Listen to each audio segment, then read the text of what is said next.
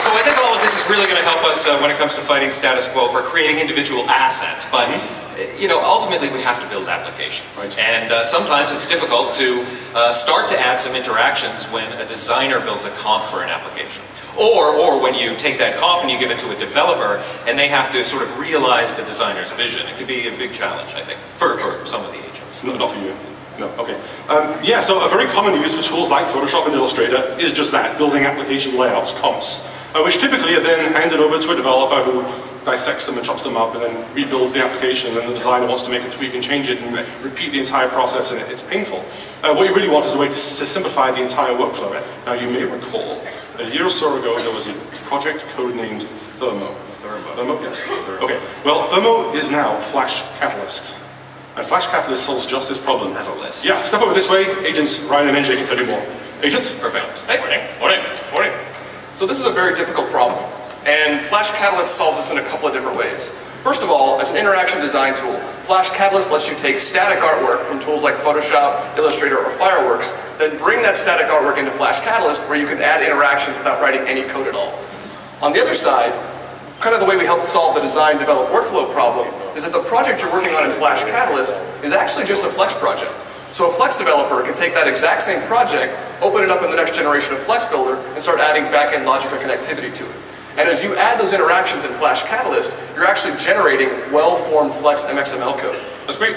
Okay, so can we see a demo? Absolutely. So what we're going to show you today is an ecotourism expedition finder that we built inside of Photoshop. So now we're going to take this static Photoshop comp and turn it into a real application by bringing it into Flash Catalyst. That's right. So you can see we have the comp here, and it's just a bunch of static artwork that we've designed in Photoshop. And you can see here in the layers panel that it's been well organized into different layer groups that we're going to bring in and make into interactive elements in Flash Catalyst. So I'm going to switch over to Flash Catalyst, and I'm going to take that exact same Photoshop PSD file, and I'm going to import it, choosing to accept the default import options here. And Flash Catalyst integrates very, very tightly with the Creative Suite 4 tools. So what you're going to see is that Flash Catalyst will bring in the exact same folder and layer structure that we had in Photoshop, so the designer can work on the asset in the same way that they would work on it in Photoshop CS4. And actually, this looks like something the designer would be very comfortable with. Exactly. It has the same consistent UI as all the other Creative Suite tools. So you can see here that the artwork looks the same as it did in Photoshop, and as Ryan said, we have the same layer structure here. So now what I'm going to do is I want to make it so that when the user clicks on this little tour finder mini-map, that a larger map slides in so that they can choose their eco tour.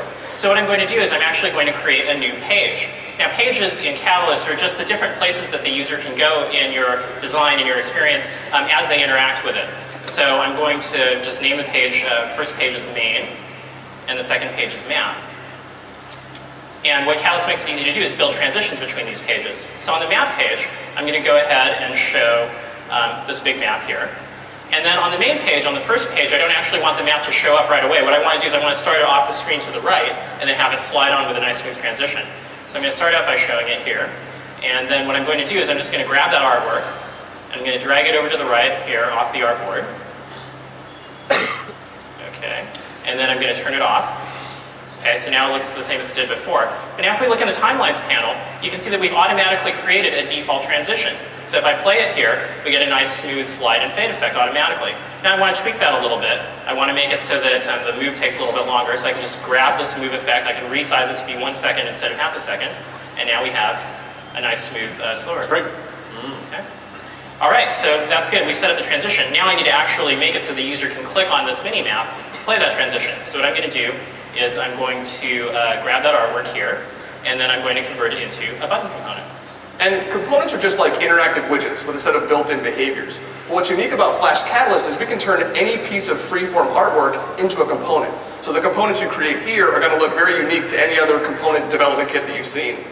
That's right, and so you can see here I'm just making a freeform change between these two states of the button, the up state and the over state, so that it's a little more transparent in the up state.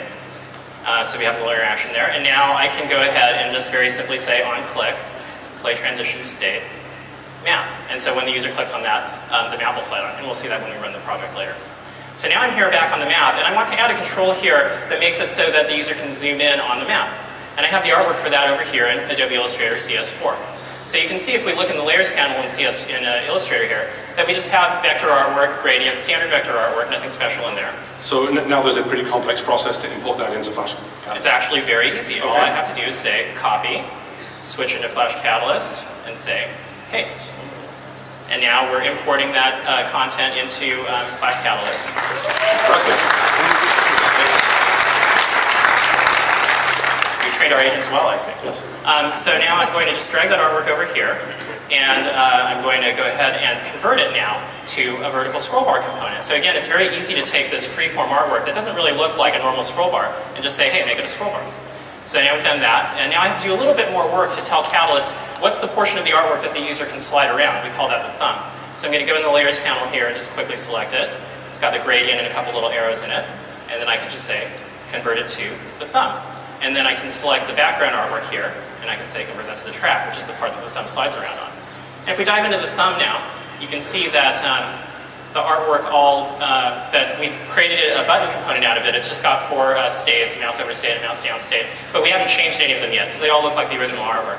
But now looking at the design, I don't really like the way that that the thumb of the scroll bar looks yellow against the blue of the map. I actually